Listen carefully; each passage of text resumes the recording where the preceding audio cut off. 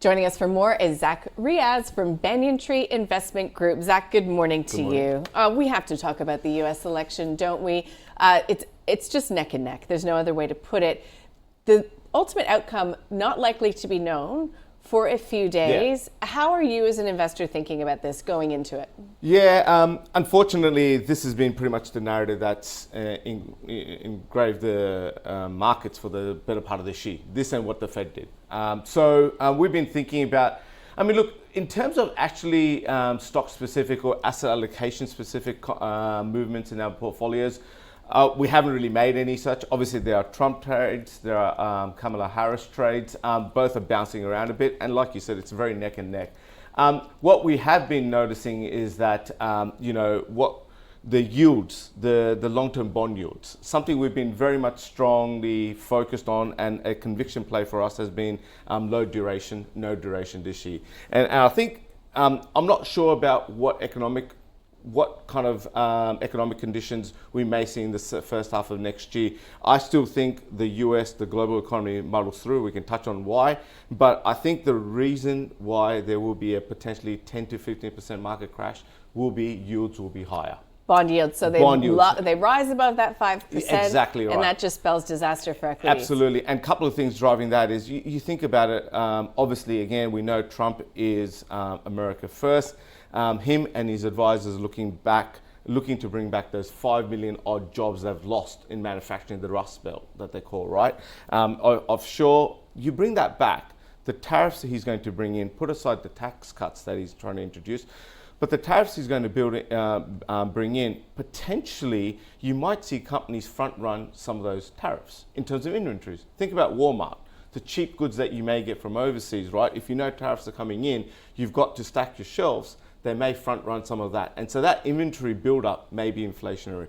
And then the other part is obviously, look, Janet Yellen, the Treasury, have been very much managing the issuance of T-bills and long-dated bills.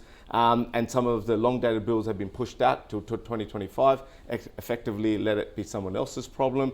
That's got to come back. And the refinancing of $15-16 trillion over the next couple of years in US debt.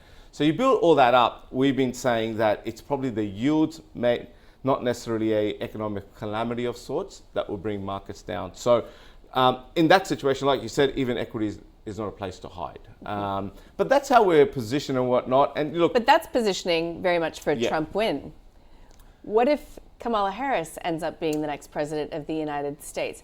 Does that then mean we were unlikely to see that type of correction come through in markets because there will be those less inflationary pressures on bond yields? Walmart won't have to overstock their inventory, driving up GDP and the like. Yeah, so Kamala Harris wins.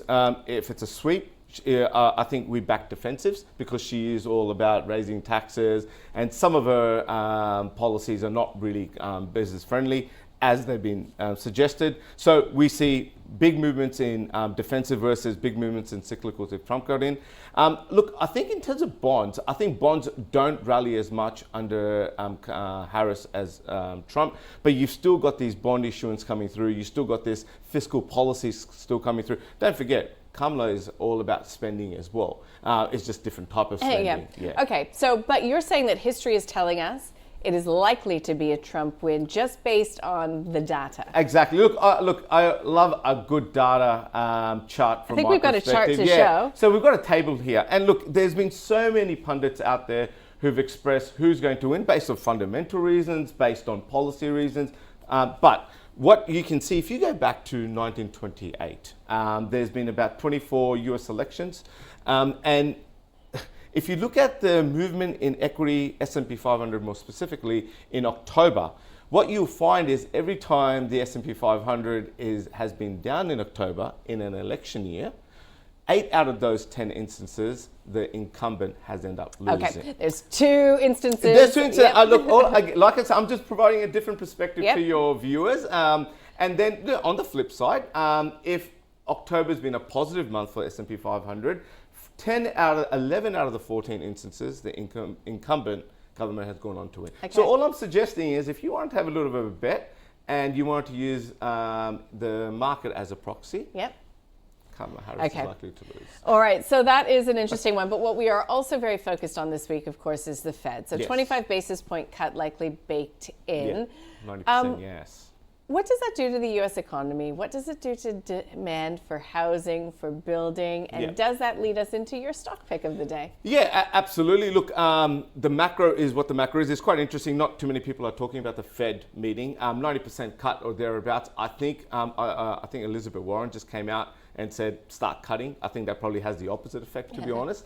But yeah, look, it'll be a positive. And so one stock that we own and has had a bit of a derating recently is James Hardie. It's interestingly, most building material stocks in Australia have been taken over. And I think James Hardie is the highest quality building materials in Australia, with about 80% of earnings coming from the US. It's been sold off about 16% from its recent highs. And look, if you chart James Hardie, this is the valuation chart for James Hardie PE multiple, but if you chart James Hardie share price along with the US 10-year bond yield, there's a strong correlation. Higher yields is negative for building materials. So the recent rally in bond yields of 60, 70 basis points in a short period of time, it's on your screen now, has obviously had a sentiment impact as well. And look, there are fundamental reasons. One of these competitors came out with a soft outlook. Obviously, interest rates in the US, biggest market, is about 7% mortgage rates, and the housing market is still pretty soft. But I think if you're backing a potentially a no outcome from this US election, you may see bond yields rest lower. So I think James Hardie 16% off from its highs. Fundamentally, CAGR of about 7% revenue growth over the next 4 years, plus earnings growth of nearly 10% per annum over the next 4 years. This is a high quality business, and I think you start taking nibbles at it at these levels.